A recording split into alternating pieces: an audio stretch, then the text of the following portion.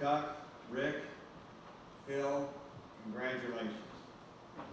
I apologize, I have notes. I anchor a lot, so I don't have an original thought in my head. Unless it's written by somebody else and it's in a teleprompter. So good evening, esteemed colleagues, and those who just happen to be here. Okay. I usually say, if you see Dorothy Tucker coming, and you don't know her, run. Not tonight. We're fortunate to expect her. It's a great honor to introduce Dorothy Tucker. Now, how many times have you heard that? It's some rubber chicken dinner. Not saying that chicken was rubber, but interestingly, I do have a comparative database on steamed broccoli from said events that's in the cloud, and I'm willing to share with the data wonks here. So this is not a rubber chicken dinner, and I am honored to introduce Dorothy Tucker. I owe her my job. How's a white dude going to say that, you say? Well, I was Chicago's first openly gay main anchor.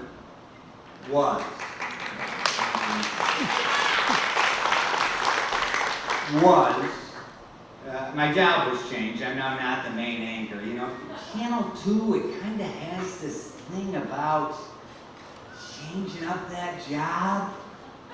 Anyone know what I'm saying? So yeah, so it was a short stay. I have an earring. I have a beard. And no, it's not Dorothy Tucker. She's a great plus one, but she's not my beard. She's got a great but without her blazing a trail 40 years ago, there is no me. 4 decades. She will celebrate at Channel 2. Imagine 40 years ago, the misogyny, the racism, overcame being a rare black female face on TV in an industry run by straight white guys, their martini lunches, their off-color jokes. She does not talk about that, but she persevered. Dorothy's got Emmys, she's got Murrows, she's got Lifetime Achievement Awards, a married mother of 3. In an email this week, I asked her a couple simple questions. Dorothy, where did the kids go to college? And is there anything you want me to say in this speech? She wrote back, quote, the kids, 3, went to Princeton, Yale, and the University of Penn. I can't think of anything else that matters. That is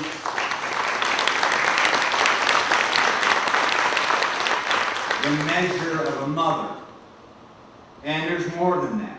She is the president of the National Association of Black Journalists.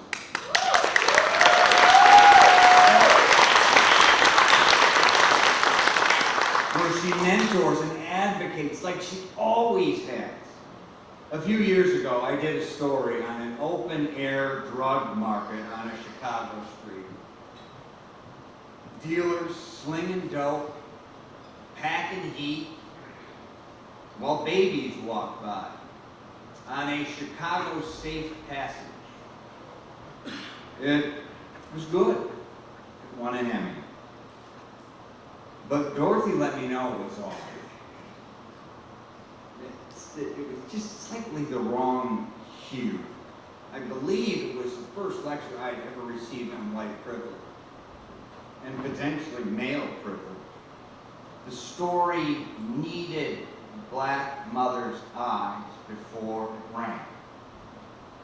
I won't make that mistake again. I thank her, I learned from it, and I also learned that criticism, thoughtful, reason, without sarcasm, is one of the greatest gifts you can give someone you care about.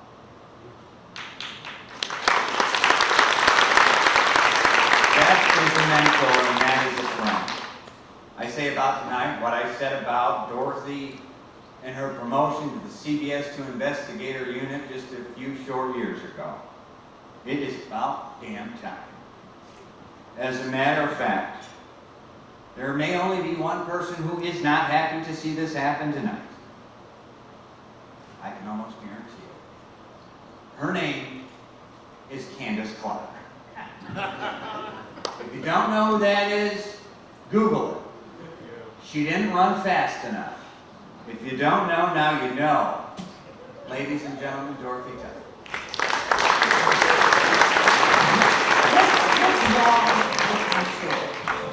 There's Candy. What do you say they're wrong? There's a lot of activity. About a dozen police cars out here. How many of those speeding tickets did they have to refund? Okay, so she won't talk with you? Unfortunately, not today. Dorothy's fuel is her passion. Our Dorothy Tucker discovered a big mistake with the city's speeding ticket system. Why not refund the money? Dorothy is fearless. She just does not give up. Hi there, wait a minute. I was just trying to ask a simple question. She will make every phone call. She will knock on every door. Can we talk to you a second about your license? She was trying to get an interview with someone, and she called me and she said, Beth, the woman won't budge. She just doesn't want to do the interview. And I said, that's okay, Dorothy. Half hour later, she calls me up and she says, well, I got the interview. And I said, how did you do that, Dorothy? And she said, well, I had to use the bathroom. So I knocked on the door and asked to use the bathroom, and they said, sure. And by the time I chit-chatted with her, she was ready to do the interview. And that's how Dorothy is. She never gives up. We checked back in and learned 5 of Wyman's tickets were refunded. But the financial fallout from those misprinted signs goes beyond the refunds. There's a bigger problem. There's so much part of what she does is about seeking justice. It's about making Chicago a better place.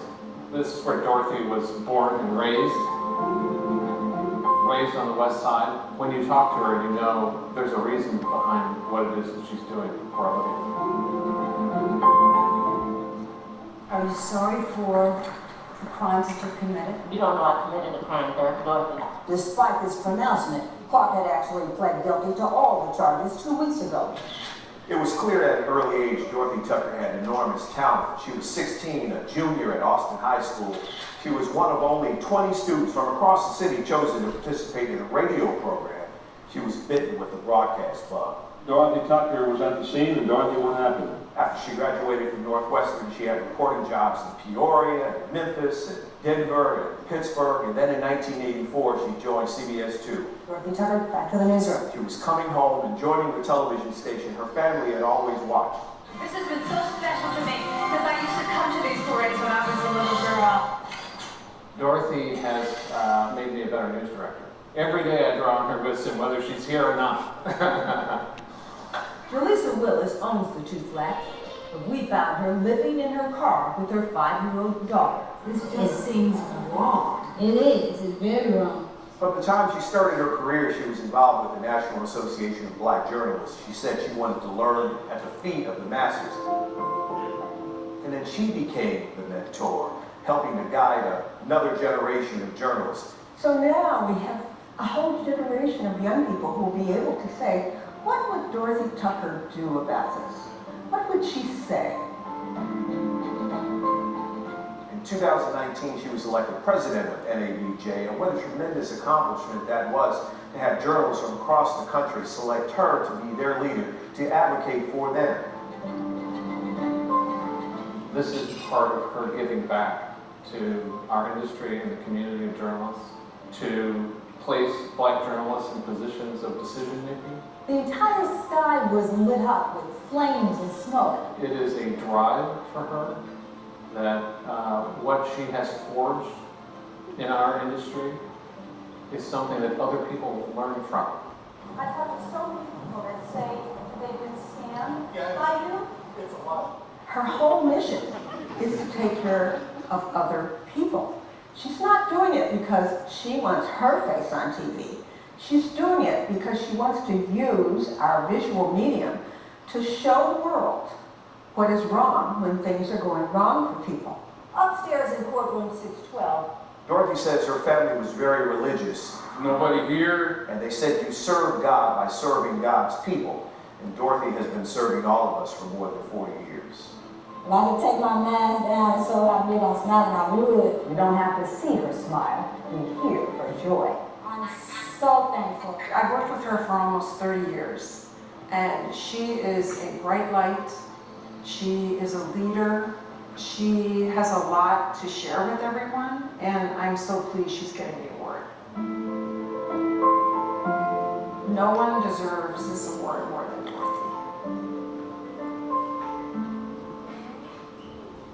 Ladies and gentlemen,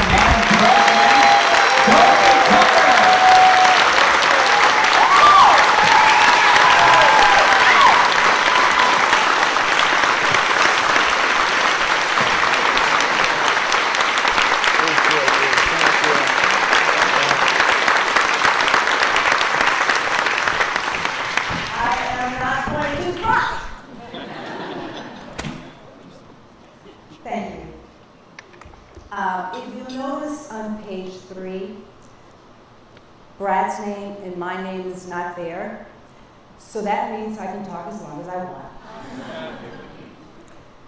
Let me first of all say to Jim Williams and Reed Nolan, thank you so much for the video, for producing and editing it. And obviously you see why I wanted Brad to introduce me. Thank you, Brad, for those kind and honest words. I think the best way for me to express my gratitude this day is to take you back to 1978. Join me as I sit on the bed and hold a crystal ball and deliver a pep talk, a much-needed pep talk to a 23-year-old reporter who just lost her job. Dorothy, I need you to get up. You've been lying in bed for days, crying. I know it hurts to be fired, but you have to get up. I know you think you'll never find another job, but you will. I know you won't quit, but you can't. Let me tell you why. Your future will be brighter than you have ever imagined. When you do rise, you'll reflect on the 364 challenging days you worked at WNBD in Peoria. You'll make a note of everything you could have done to be a better journalist, more research, smarter questions, but you'll also acknowledge a harsh reality, that as the only black person in the newsroom, you had no support, little direction, and few friends. Lesson learned. If you're going to make it in this business, you're going to have to kick down a few doors and advocate for yourself. And you'll start immediately. You'll get really creative. You go to the library and get the Broadcasting Magazine.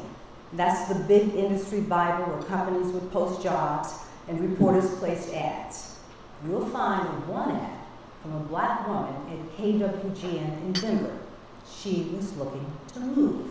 So you call her up and you ask her to let you know when she puts in her 2 weeks' notice. Because you know managers have a quota. They want to replace one black reporter with another. A couple of weeks later, the woman will call you and tell you she gave her notice. That's when you decide to visit that cousin in Denver who you really don't know. But you'll get a meeting with the news director at KWGN, and at one point he'll say, "Wow, your timing is impeccable. We just lost a reporter." And you will say, "Really?" And you will get that job. You will spend a couple of years in Denver, then Memphis, then Pittsburgh, and in every shop you will implement the lesson you learned in Peoria, to reflect on your work every day. Dissect the story and ask yourself, did I read everything? Did I make enough phone calls? Knock on enough doors? What could I have done to write and produce a better story? 18 months before your contract is up in Pittsburgh, you will leave. Not physically, mentally. You'll start making plans to get a job at Channel 2. Why Channel 2? Because you grew up watching Bill and Walter. and you intern there in college. So every time you go home, you'll meet with whatever manager will see you. You will show them your work, listen to their critiques, and try to make the next story better than the last. For you, Chicago is not just the best news market in the city, in the world. It's home.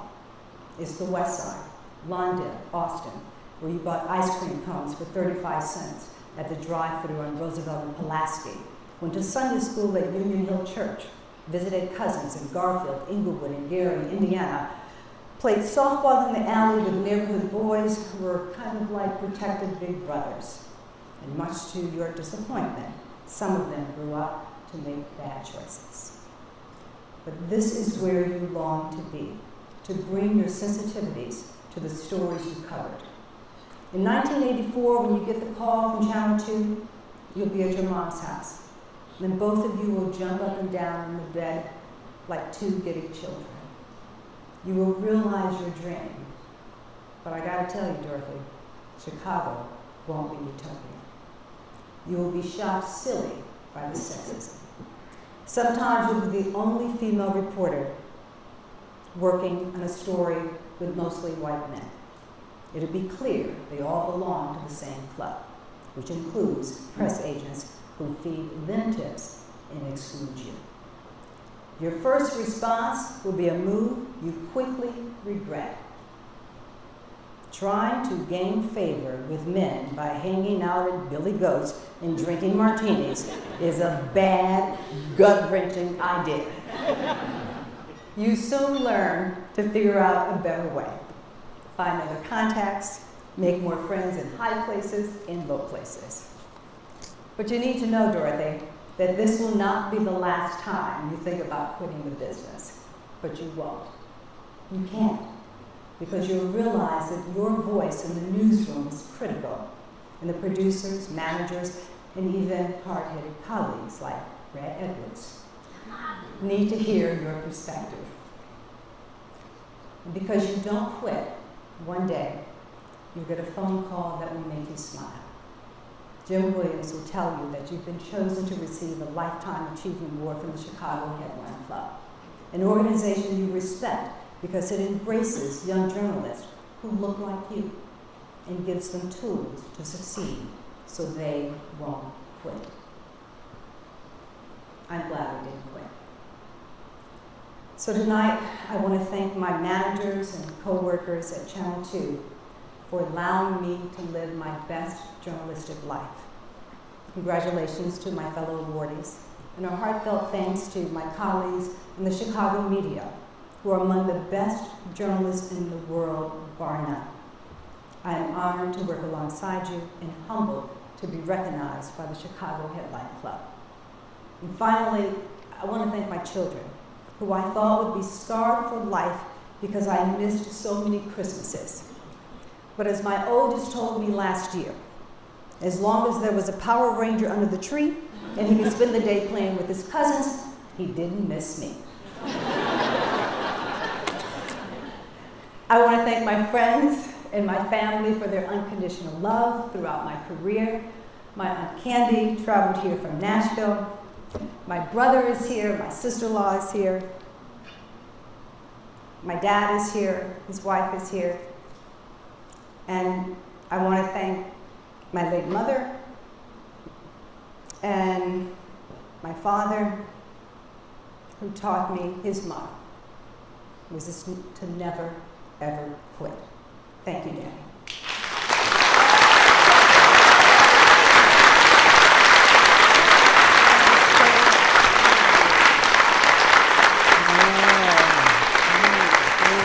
Thank you.